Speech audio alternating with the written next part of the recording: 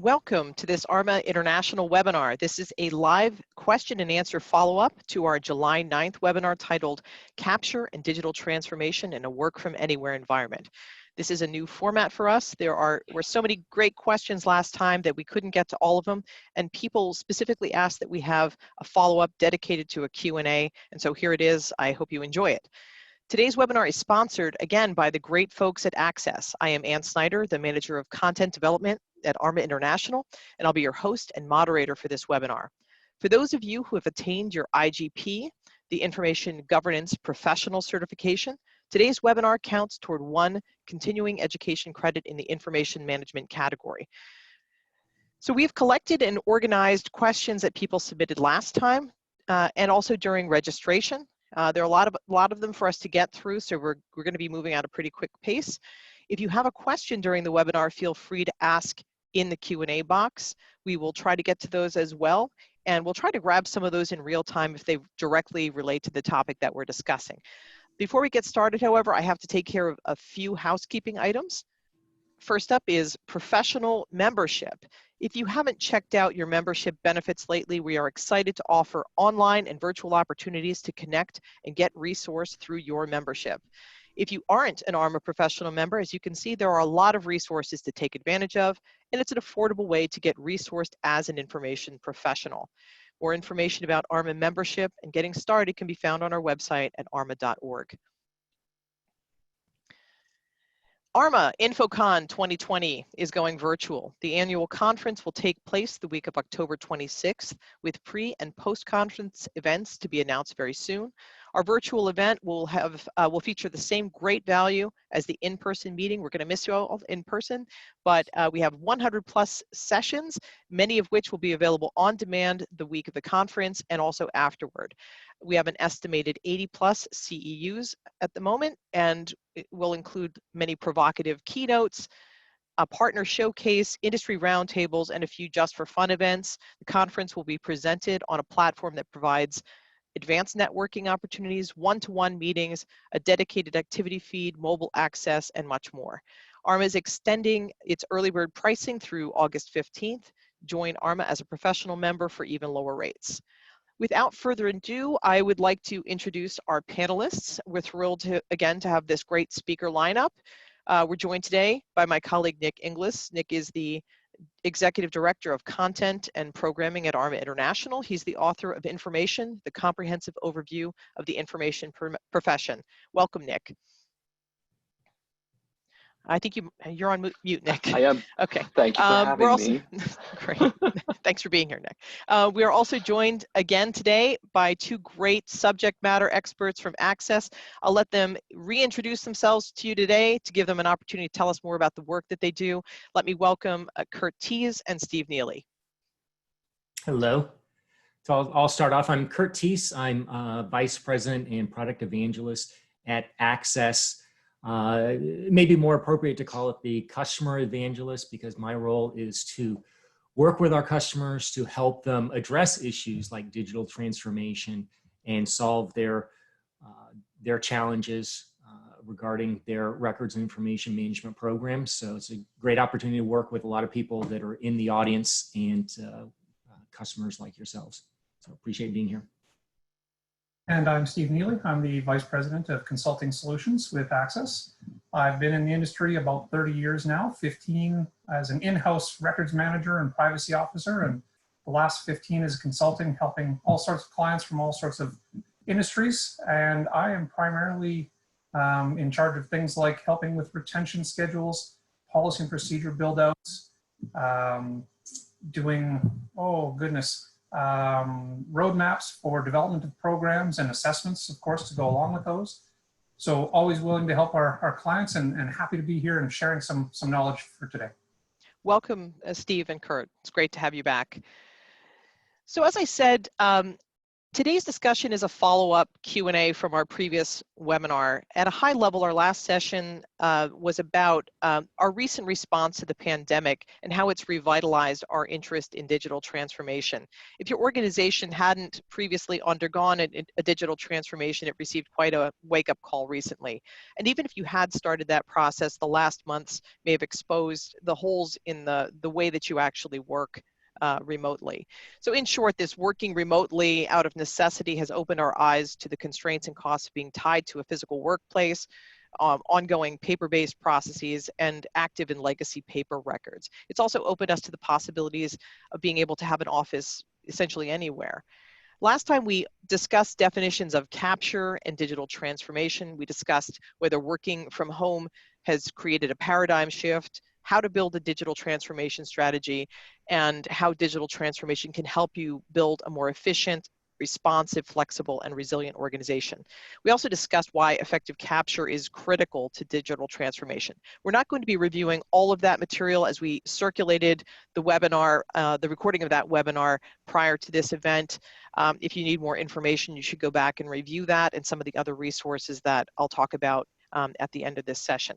So we're just going to dive right in. For completeness sake, I've included a slide on capture here just so we can start with a definition of what that means. So what is capture? ARMA defines capture as any means of adding a piece of information to an information system. And this is from the ARMA Guide to the Information Profession, and that's pretty broad. Most people, or many people, think of imaging and digitization, the scanning processes, as what we mean by capture, but this framework is obviously much larger than that. It includes file upload, native file creation, and you'll see also at the bottom there, integration, leveraging information that's created or managed in a different system through the integration with other systems within your information ecosystem. So now, without further ado, I'm going to just move on to questions. I tried to bucket these in, sort of common themes. We ended up with a handful. The first of these is, loosely getting started with digital transformation. So the first question is, digital transformation was in the early stages at my organization. How do we restart this process? And I would say, well, if your organization wasn't prepared for it, let's hope that this was the wake-up call. Steve, do you want to start us out with a response to that one? Absolutely, thanks, Ann. So a couple of points. One, you're going to have to start with getting that C-suite buy-in. If you don't have C-suite buy-in, your program's not going to go anywhere. Now, to get that C-suite buy-in, you're going to want to do things like building a story. First of all, how did you work before the pandemic? So pre-pandemic processes and capture ways that you were doing things. What did you do during the process? And of course, what did you do? What should you do going forward? That's the story that you want to build. What's the IM or IG perspective on how the future is going to look? Talk about them and discuss key records that were or were not used during a pandemic, because you should be able to get some of those statistics and some of that information through your IT team. Talk about accessing stored records during the pandemic and what grief that may have caused. Talk about pulling things out of your own storage or a vendor storage, and not being able to access that paper readily, and how a digital transformation might have helped in that situation. Make sure you can demonstrate how digital conversion or even scan on demand services would be laid out during a transition. Research the tools that might aid in the digital transformation, and talk to your vendor partners about what other organizations are doing. Leveraging the vendor partners' offerings and what the vendors might have heard about other things that are their clients are doing. Kurt, what would you add on that? So, Steve, I think you highlighted a lot of great points. The only thing I might add is to focus on the mission and how digital transformation aligns with the goals of your organization. It should be viewed as an opportunity. As we see this paradigm shift, it's a chance to drive process improvement, change management initiatives. So it's an opportunity. And as Ann said, if you're not doing it now, how have you gotten by these last few months? And certainly, there are a lot of benefits to get from it now. So, Steve, what is the most basic thing that you would start training staff on if you were beginning this move to the digital workplace? That's the next question. Actually, I love this next question because it has the word basic right in it.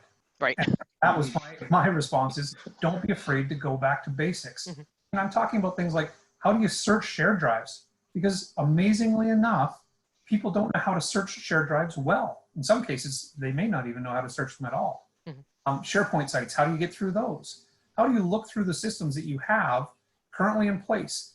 Remember that information management, the key thing about all information management, it boils down to one simple thing, and that is finding information is the most important aspect to the end user.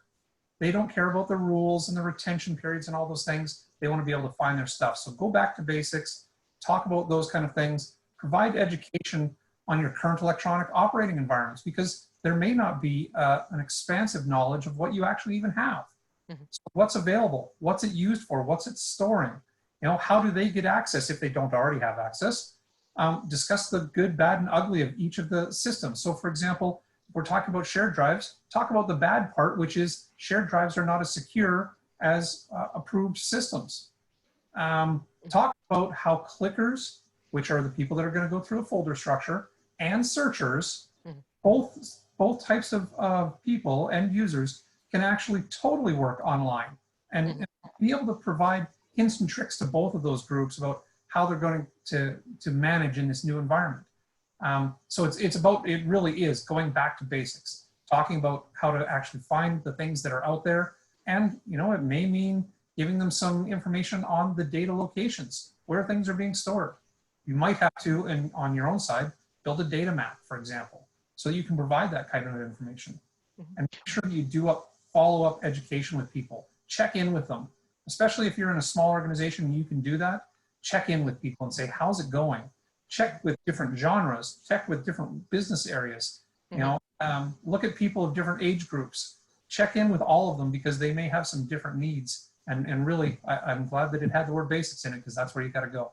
Steve, Kurt, do you have anything to add on that? Just Yeah, just quickly, I would say that, you know, the great thing about digitizing is it's very accessible. You can start small and then you can scale. So you'll see the advantages very quickly and you can build on that success. So thank you for that. Steve, what advice would you give organizations who were afraid to make digital transformation and are concerned predominantly about client confidentiality? Well, if you happen to survive the pandemic and you'll flourish with a planned approach, I mean, that's the biggest thing, is make sure that you've got this planned out. We as a society are obviously moving towards more electronic commerce. Pre-pandemic, the shift was sort of occurring at the pace of a receding glacier. It was going slow. It was happening, but it was going slow. Obviously, that pace is accelerated, both in the fact of, you know, business to business or working directly with the end consumers. You're going to end up needing more digital services. In fact, all those consumer groups are going to demand it. That also goes back to your internal teams. They have now experienced what digital working from home or working from anywhere type of situations can be, and they are also going to demand more access to that type of work and that type of an environment. And do you think, just to add on to that, this is just an add on my thoughts on this question, just want to hear your reaction. Do you think actually, you know, a planned approach to digitizing as opposed to sort of, you know, if you don't plan, if you leave your records in a physical format and do it on the fly, when you actually need to scan something and send it to someone, you know, doesn't that put your information even at greater risk? Yeah, I mean, we can certainly provide scan on demand services to our end users. But the planned approach is always the best approach because otherwise you're going to be firefighting things. That means putting out a little situation here or this one here. And you're absolutely right. It does leave us a little more vulnerable because if we're transferring things, you know, on the fly, ad hoc, we're running the liability of transferring things incorrectly or even to a wrong source. That raises our level of security that we don't want to have to raise it up to. Kurt, did you have anything to add on that before we move to the next question? Yeah, I just say that regarding the concerns about client confidentiality, that the current concerns are real. You should be concerned about it, but there are answers. So don't be concerned to the point that it paralyzes action. There are ways to address it, to ensure confidentiality, to secure the data. So do the homework, find the answers, and then move forward. So we'll have to move pretty quickly to the next two more questions in this section. How do you get upper management involved? I think, Steve, you had touched on the need to do that in your opening statement. So can you give us a little bit more information on that? Sure. Do a little bit of homework. Find benchmark organizations, similar size, similar number of staff, maybe even similar industry. Find white papers, talk to your vendors, arrange for information management or information governance 101 C-suite type presentations, do briefings, provide everything that you can and build that story on where you came from and where you should be going. That's absolutely, they want to understand this because they're just on the fringe. So give them as much understanding as possible. Talk to them about current state versus ideal state. There are lots of assessment tools out there. There are vendor partners that can also help you with those assessments. And then give them that high view roadmap. Look, here's where we want to go. So our next question is kind of a twofer. It's the relationship of IG and IM. So the first question was, where do you see organization strategy for digital transformation intersect or overlap with the one for information governance? And then the second question was people, rules, and tools, the trifecta. In the case for transformation, to what degree does IM facilitate the change conversation? Nick, do you want to comment on that? Yeah, I really liked the way Steve described things as a planned approach to digital transformation is the approach that you want. I couldn't agree more. For me, digital transformation, it's a long-term project that requires both planning and execution. Mm-hmm. You've got the planning side, which falls beautifully within the realm of information governance. You need a plan across all of your information, not just for digital access and digitization, or for capture, but across every aspect of your information. Digital transformation falls pretty cleanly in the realm of decisions that need to be made when you're going through the process of establishing information governance. But it also falls on the execution side. You have the execution of digital transformation, where things are digitized and you have the processes in place, you're executing on that plan, and that falls firmly in the information management side. So digital transformation is really just another one of those processes that flows from the strategic to the tactical, from information governance, which is that strategic perspective across all information, through to the tactical execution, which is handled by the information management side of the house. In a smaller organization, those may be the same folks. So you've got the strategy and the execution one. In terms of the people's rules and tools, IM does facilitate that change conversation. They're executing on it, but usually it's the IG folks, or in an ideal world, it's the IG folks that are really trying to do the change management aspects from a strategic and planning perspective. But the reality with this particular situation we're in with this pandemic is it was a lot of scramble. So whoever could do the strategic work for digital transformation just got the work done if it wasn't done previously. So what I'm hearing is and we'll move on to the next section here. It's a combination of strategy, which is IM, and tactics, or excuse me, strategy, which is IG, and tactics, which is IM. Yeah, I believe that is the approach we've taken towards digital transformation across all of our guidance. So our next topic roughly was a bucket of questions around scanning and digitization. So this is a question that's a carryover from our last webinar. It was a sort of toss up between whether things could be fully digitized or whether you needed some, paper combination of digitization and paper, or you needed paper backups. The question was, are there any industries that are very paper heavy but can't be digitized? Kurt, do you want to lead us with this one? Yeah, and I think this is kind of an interesting question. A lot of people get hung up here. The pithy answer is this is well established that the digital copy can be used in courts as evidence if it is a true and correct copy. So it's almost like, stump the joke man to ask what can't be digitized. Effectively, everything can be digitized, and the things that can't are so kind of rare and narrow that they probably don't apply to most all of us. I think that the question is, how do you appropriately use the digital copy as the official record and leave everything else behind as a convenience copy, which changes the equation in where you focus. So that, I think, is the issue. How do you use that as the official copy? Still fine to have paper, but it's not the official record. It's a convenience copy, and make sure that you focus on your electronic digital copies as that official record and protect and preserve and organize them as such.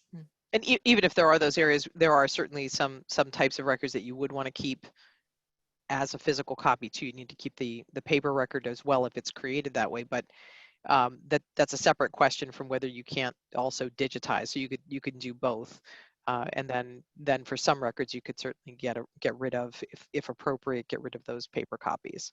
Yeah, and in almost all cases you can get rid of the paper. Steve, do you have anything to add on this one? Sure, yeah. I mean, our legal team would tell you guys, look, most laws these days have been updated to reflect our electronic environment. There are still some, however, that are hanging out there that do require paper copies, but they are few and far between, as Kurt alluded to.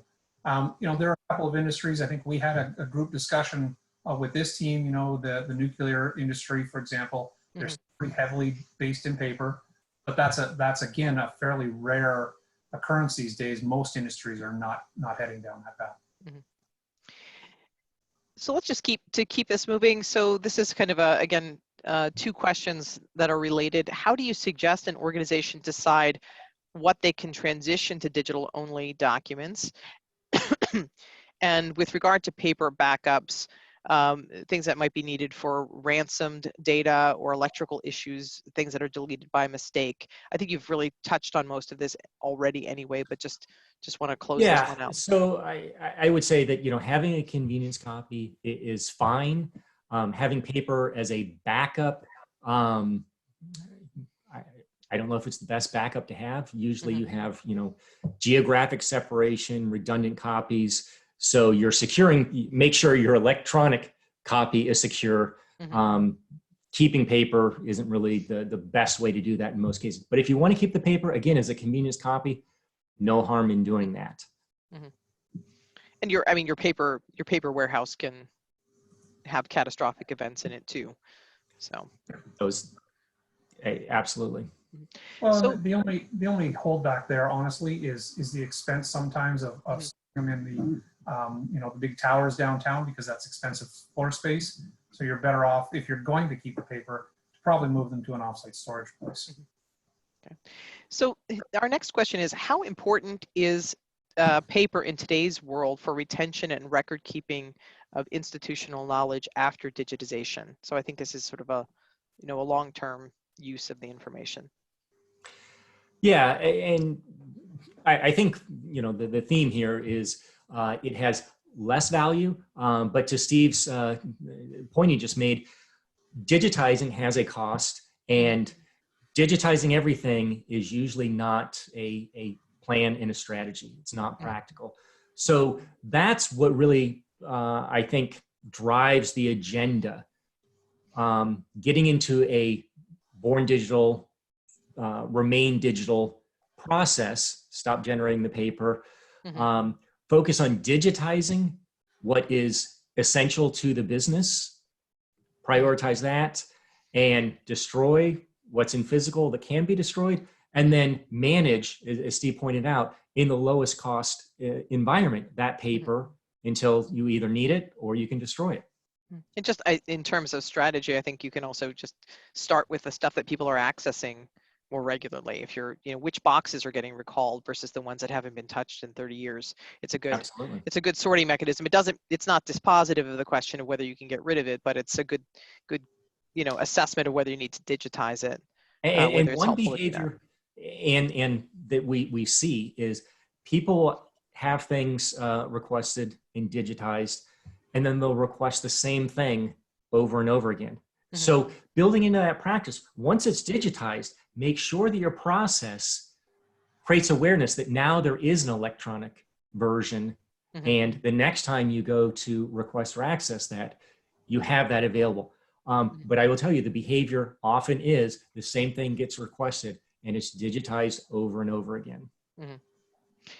So to keep us moving, so the next question is, what are the benefits of having a third-party vendor complete the scanning projects versus in-house? And that is a real question from the audience, not a fabricated one by us. And I just want to refer you to some work that we did already on this. There's the white paper, Effective Capture, the Foundation of Information Governance and Digital Transformation. There are two relevant sections in there. One is the section on identifying sources of paper. So that's a good way to get started to figure where your paper repositories are and how paper enters your process. And the second section is sort of the pros and cons of capturing paper in-house and when to outsource it. So obvious considerations would be things like bigger projects. You don't want to pull your staff away from their day-to-day activities to now become scanners, and also expertise in terms of doing this effectively, efficiently, and so on. But Kurt, do you want to add anything to that? Yeah, I think, in fact, I just posted on LinkedIn an article today that had tips on digital transformation. I thought that the point that was interesting is they said, the interest of your vendor may not align with your overall objective. Mm-hmm. And I think that's a real consideration. If my job is to, make money imaging things, I want to image everything. Mm-hmm. So that may not be in your best interest. So I think it's appropriate to be, a little bit wary of why people are positioning a solution. If they're selling software as a solution, mm-hmm. they want to sell the software. Is that really what you need? So I think having some objectivity in the people or advisors that you have, so that they're really trying to address your goal. These things they're part of the solution, but you don't want to sort of use the wrong tool for the job or. So you're saying you're looking for a trusted partner here, someone who's not going to say, oh, I have a hammer, therefore everything is a nail. Someone who can say, I do digitization, but you don't need to digitize every single thing. Here's how you lay out a strategy. That's exactly it. Yeah. Well, and you've also got to take the emotion out of it, because people tend to their business records are their records, not the company. They feel like they're mine. And so they're not objective about scanning those. And so sometimes having a partner, and I've been in the situation where somebody said, oh, I want to scan these. And I play the bad cop going, why? Why do you need to scan those things? I mean, as a vendor, yes, we could scan them for you, no problem. But why do you want to scan those? If you're going to spend the money with us, we want you to spend the money effectively. Mm-hmm. And so that's that objectiveness that you were talking about. We really do want to be a trusted partner in our business. Mm-hmm. And there's lots of other vendors that are taking that same approach. But it's about taking the emotion out of it sometimes, because ownership is a big deal when it comes to information. This is mine. I created it. They want to have a permanent copy of it and they want to digitize it. Well, it may not have enough value to do that. Mm-hmm. No, that's good to know. So let me just keep moving on, because we have a ton of questions still to get through. How do you reduce your records footprint while using the cloud? Are there ways to optimize capture in AWS and Azure, for example? So I think this is a very, very interesting question, because it kind of points to, I don't want to call it misinformation, but the cloud is a good way to store information, especially during the pandemic. It's probably one of the better ways, because it's very portable. You can access things from everywhere, but it's just a storage mechanism. It's not a capture mechanism. And certainly AWS, Azure, those are cloud platforms, and software resides on them, but it's a storage platform. The quick story I have, I was talking to my dad this weekend because his printer that he got 5 years ago stopped working. And I went through, like, I was the tech support guy for too long. So I said, here's the easy answer. Go and buy a new printer. And then doing that, I said, well, but what is it you're doing? Turns out he has things on his computer that's getting old, his last computer that's even older, and he's worried that his documents are going to be lost. So I went through and helped him. You know, he didn't have a Gmail account. Set that up to get him to Google Drive, one of the many cloud platforms that are, consumer grade, easily accessible, and showed him how to migrate. Now, the adoption and the patience to get him there was significant, but the value, it opened up this whole world. And I explained, you can be anywhere. And now you can access these documents. You can do it from your phone. And it was really, that's his digital transformation. And I think that we're seeing, the same thing on a different scale. So commercial grade, Azure, AWS, great platforms, but they're just a platform for storage. So there was a second part to that question. I think it leads us nicely into our next section, which is on questions around security. So, how do you protect PII? And so, that was considering database hacking threats, what strong arguments can be brought to the prospects for mass scanning versus image on demand. Steve, Steve, is that you? I think it's, you're muted, Steve. He's on mute. Sorry, guys. So when it comes to the privacy side of things, IAM certainly doesn't own, the policies on security and IAM protection. They most often don't. It's usually going to sit in the realm of IT, but they have to be a stakeholder. So they're going to make sure that there are appropriate measures for the level of sensitivity of the information that are in place. And I'm talking about, we have 3 different controls. We've got administrative controls, things like policies, procedures, and audits. You've got physical controls, locks and video monitoring and all those things. And then of course you've got technical controls, secure logins, rotating or changing passwords, and encryptions. So all of those have to be in there to make sure that the PII that's contained within those holdings gets protected. Kurt, do you have anything to add to that? It's something that definitely there needs to be sensitivity about, in the same way with physical records, awareness, and in some cases you have to change the way that it's being stored and managed. So same rules apply whether it's physical or electronic. Okay. So our next question on security was, can using password protection to access master files be an option when files go digital? I think there are all kinds of, just if we could talk generally about the kinds of protection that you can put around using digital documents. Yeah, so I mean, my first thought is, of course, you want to always default, if you can, to network level securities. Secondary passwords on secondary systems, that's not bad, although maybe a little inconvenient at times if you're not in a single sign-on environment where you can avoid some of those. The one thing, though, that I do want to highlight is not to have, and please never use, document level passwords. Because the document level passwords, I can't even tell you the number of times that I've run into somebody experiencing grief because of this, because somebody left the organization, now those passwords are no longer available. Yeah, I mean, the other tactic would be to make sure that these particular files are in a certified records management tool. That got all the audit controls and security functions around them, and that takes care of that whole need to protect those master files if they're those types of systems.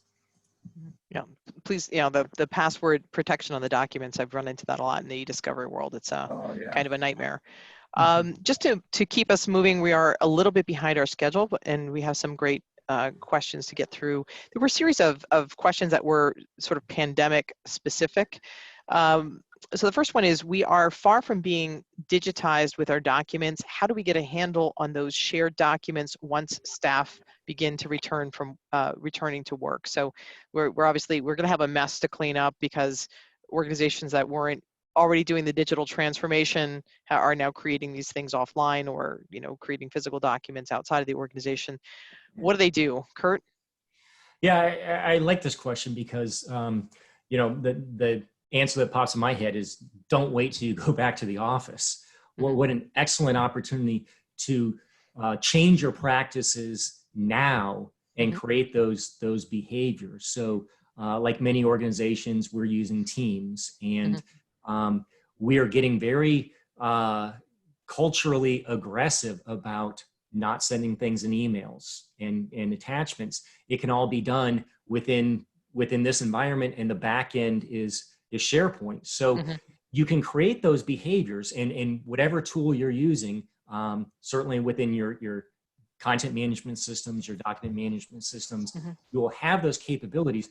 But the change management to put those to use, that should be immediate. You should go back to the office with everything in the right place. I used to say with email attachments, back when I was doing consulting work, I used to say, go change the maximum attachment size to 1 kilobyte.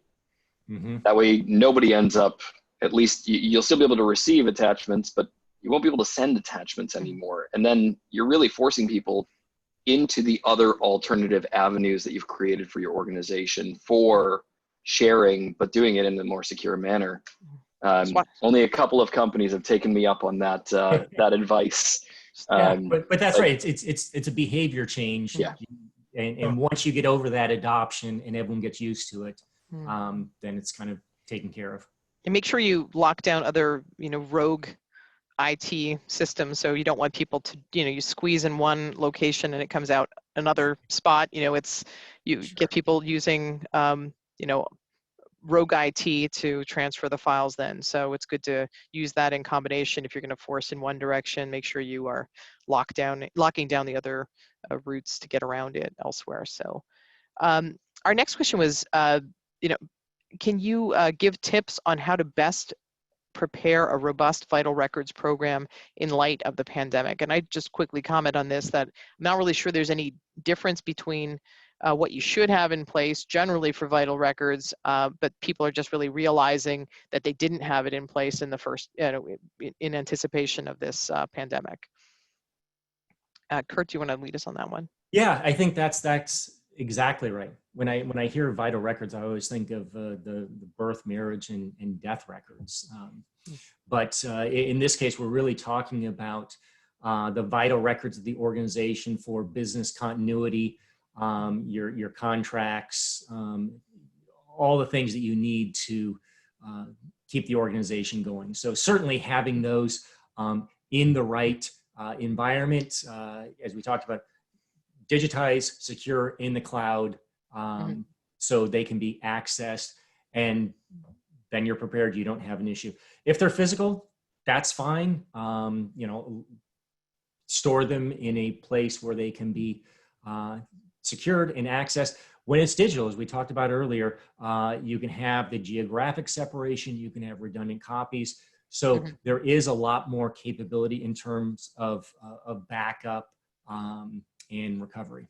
Self-healing, for example. Yeah. So the next question was, will governments and companies now want people in offices? Is that needed anymore? I think this was a thing we were sort of debating last time. Is this a complete paradigm shift, or, are we forever working remotely, or are we ever going back to the office? Or somewhere in between? Well, I think, it's talking to people, I think we're all getting kind of weary of living in our own rooms and not getting out. At the same time, I think that we have found new ways to be productive, to leverage technology, and that's probably here to stay in the near future. And what we go back to is at best going to be a hybrid environment. But the productivity statistics with this forced test that we're under show that people are more productive at home. Now the articles that you're starting to see pop up is what are the harms when people are working too much, that we can't detach ourselves from this. We work up in the morning, we click, and we're on the video calls, we're go. We don't have any, I tell people, yeah, I can take that call at 6 o'clock on a Friday night. Where do I have to go? That's not long-term healthy. And we've been kind of in this, panic mode. So I think that, one of the challenges, how do we kind of settle this down to normal and get to more of a balanced situation? So flexibility, not permanent work mode. Exactly. Right. So our next topic generally was, getting it done. How do you implement digital transformation? There were two questions that were dealing with, digital transformations while in a work from home environment. So sort of, how do we rebuild this airplane while it's in flight? So the first one was, how difficult will it be to develop these programs while we're working remotely? And the second one related to that is, what are your recommendations for dealing with physical records in a work from home scenario? Is there a most impactful item for leading digital transformation? Yeah, so I'll take this one. There's certainly a degree of difficulty when you're trying to identify physical content with teams that are sitting remotely. So the challenge is that you may have to have people come in, whether they're masked up or whatever it takes, to be able to identify some of these if we're still in that work from home mode. Because you can't just say, oh, it's everything in room 1, 2, 3, whatever that room happens to contain, because you want to be very specific about this. We talked earlier that hopefully your vendor partner is not going to say, oh, we'll take room 1, 2, 3 and we'll scan it all for you. That should never be the approach. The approach should be to identify specific content that really is important for the organization to have, whether it's to share it globally or protect it. And so that does add a challenge for sure. The other piece is having your vendor partners enter the space, to do on-site collection and labeling and move the boxes of paper records off to their facilities. That creates its own challenge. And then of course, if you have your own team in there, are they allowed to even work in the space to do the scan, even if you can identify everything during that time period? So those would be the three big challenges that I sort of thought of. In terms of what's most important, that's going to be a tough one. When it comes to leading this, I think you've got to look at driving the digital transformation so that the company itself has a long-term solution. And it's about the planning. So again, coming back to what's most important, build a plan. Don't just go in and start scanning. Don't go in and just, go crazy about what you're trying to get done. Build a plan around it. Because it's very, very wasteful, very expensive to do it without that plan. So what are some considerations when working to identify enterprise document management solution for a global footprint? So specifically, I think the focus here is on, the global part of it. Yeah, I would say there's probably at least three that I could think of off the top of my head. One is the ability to meet the design requirements for multiple jurisdictions, because all jurisdictions will have their own sort of set of standards that systems have to be designed against. The second would be the ability to deal in multiple language formats. Third is the ability to integrate other systems, and those systems could be either on-premise or off-premise, like cloud systems. So those would be my top three considerations. Kurt, I know you probably have some others. Well, I think, yeah, I think you hit upon the main things, and certainly security. When it's global, you have an increased level of complexity, so more variables to take into account. So we have one more question in this section before we move on to the next one. So is there an AI or machine learning AI or machine learning software available or in development that can read metadata of documents and then automate the retention? And I think that what I would also love you to comment on is what scenarios this works better or less well in terms of the sort of automating that process.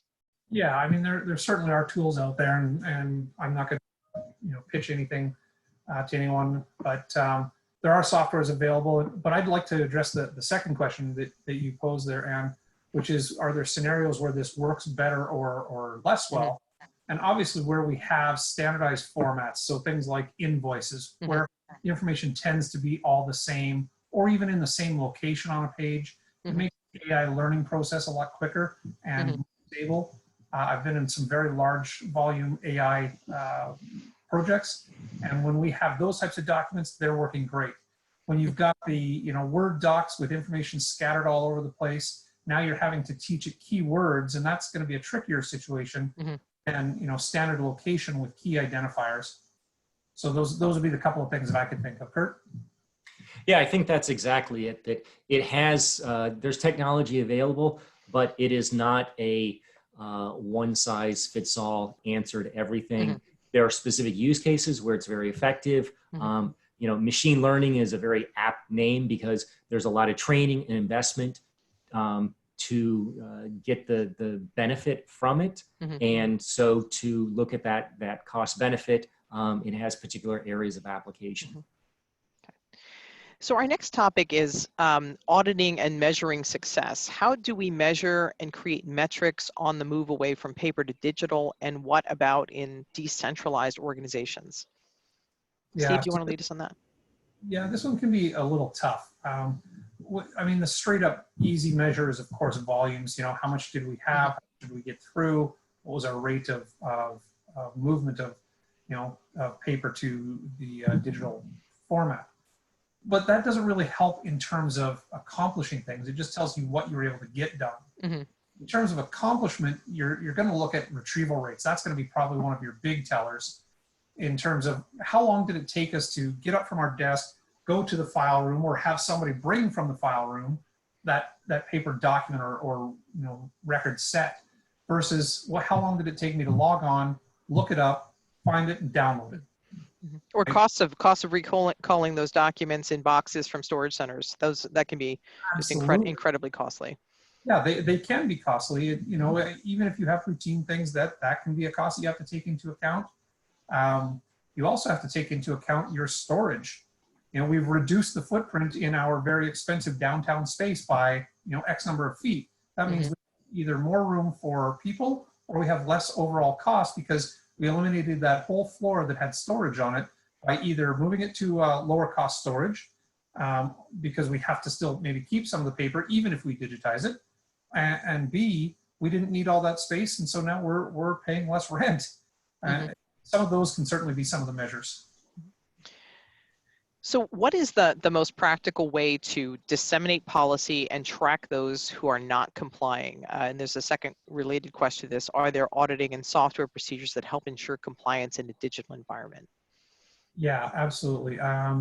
So one of the things that's certainly popular is online self-led courses in terms of disseminating policy, where you're asking people to attest that they've read and understand the policy with sort of you know, testing involved in that. My experience, however, shows that usually needs to be supplemented with some live training or hands-on training, where people can still ask questions over the long run. I've been involved with 70,000 client organizations where their 70,000 staff each had to have some touch with a live trainer because there were so many questions. Even though the self-led stuff was great and they had a whole team developing it, they still needed that touch. In terms of the audit software and procedures, yes, there are definitely procedures for auditing these types of compliance. Softwares, I've never used those. Maybe Kurt, you can talk to some of those if you've been involved with those, but procedures, absolutely. Nothing pops in my head. So I'm thinking back on the last questions about the metrics, and because I'm working with our UX team on instrumenting all these services, and so the dashboards we're creating are in my mind, and it's pretty exciting stuff. So you can kind of visualize the records management process and services, physical and digital, and what's happening. So that's kind of what's in my head when I heard that question.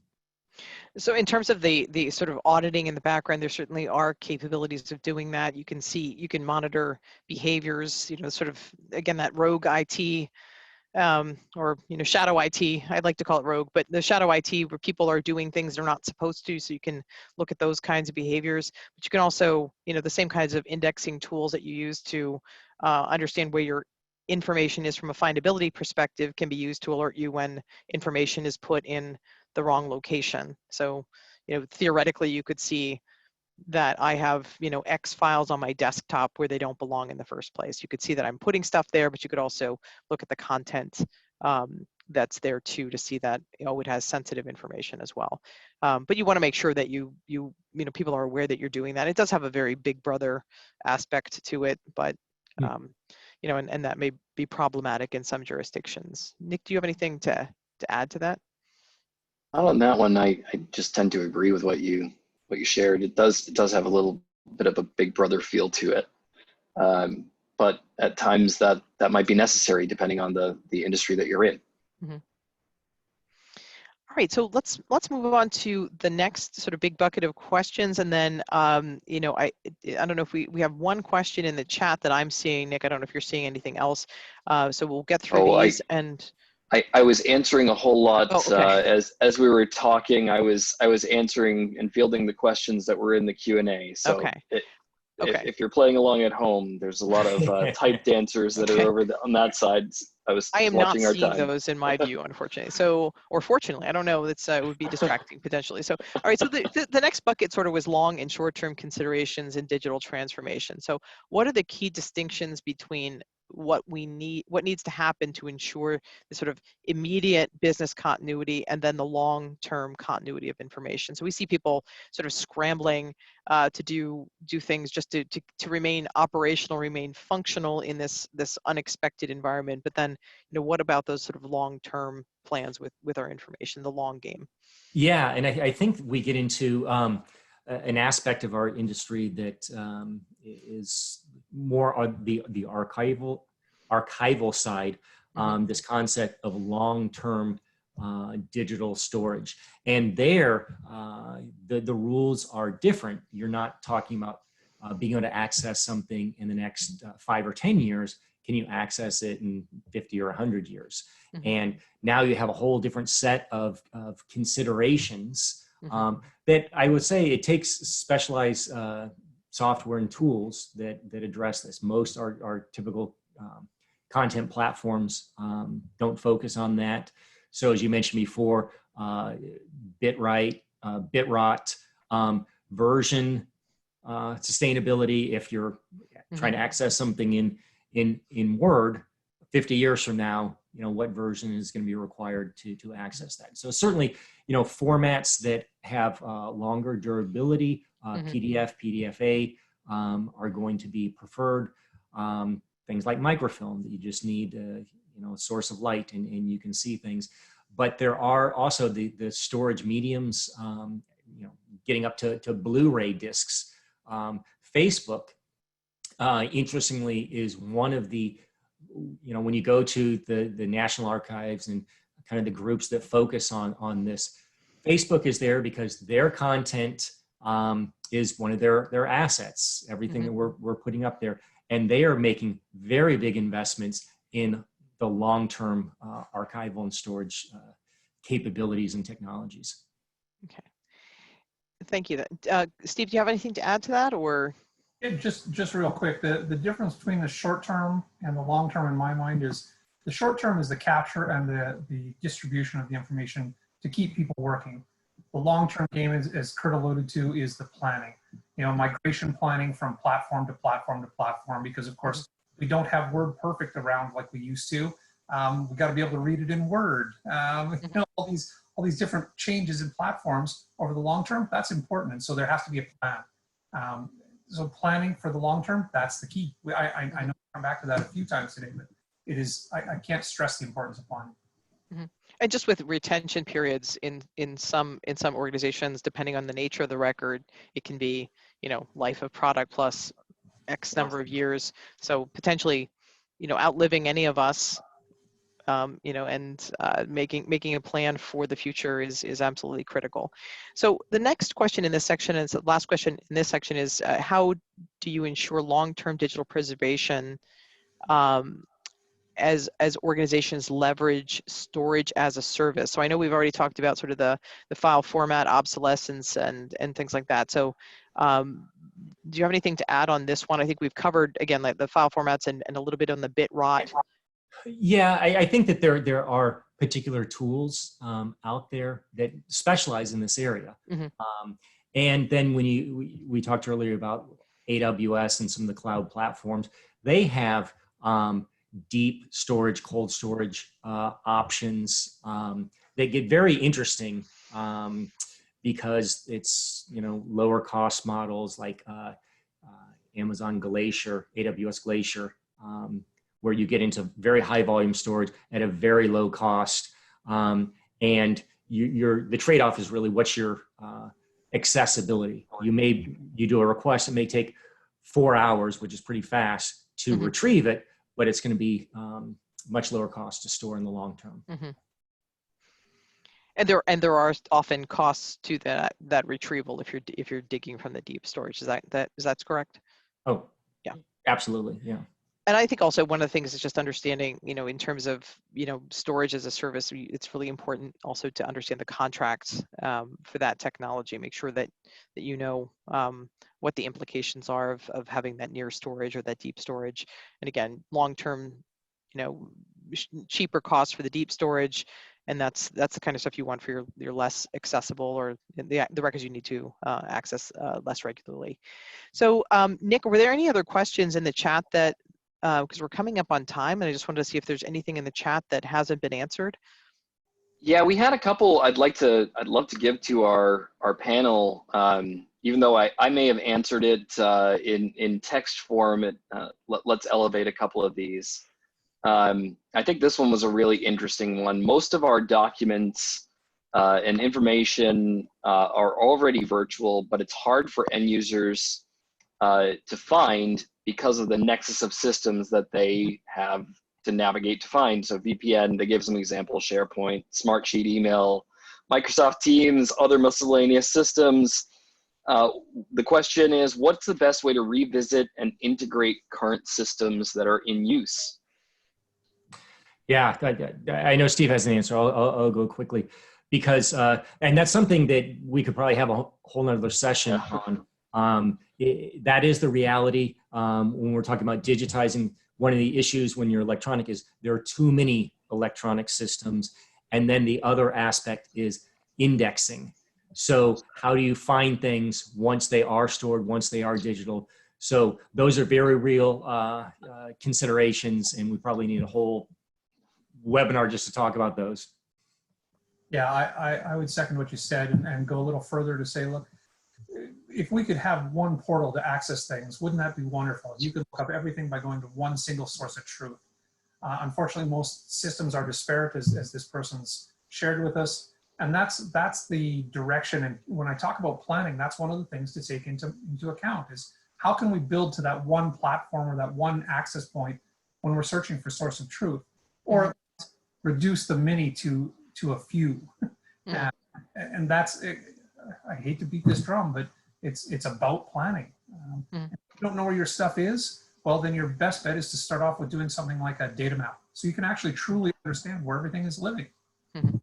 I love both of those answers because Kurt, you're talking about the large number of systems and it's a project, and Steve, you're talking about planning, and we could have a whole webinar on just that. I pointed to our Essentials of Information Governance training course because we have an approach there, but it takes a long time to explain.